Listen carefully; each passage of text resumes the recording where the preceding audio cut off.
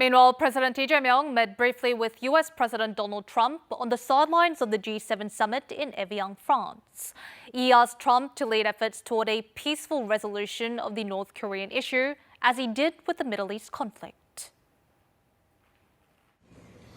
President Lee Jae Myung is welcomed by French President Emmanuel Macron, who invited him to the G7 summit.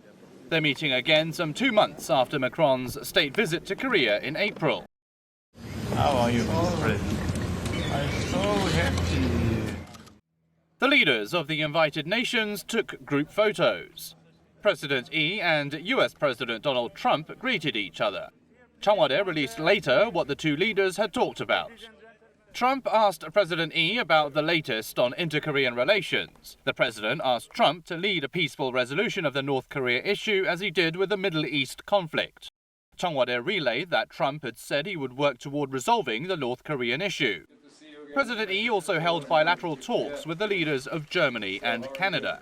To the Prime Minister of Canada, which is awaiting a final decision on a submarine contract worth up to 60 trillion won, he stressed there is much to cooperate on. President Lee attended the first session of the expanded meeting and said Korea will fulfill its responsibilities and role in the international community based on its experience growing from an aid recipient to an aid donor.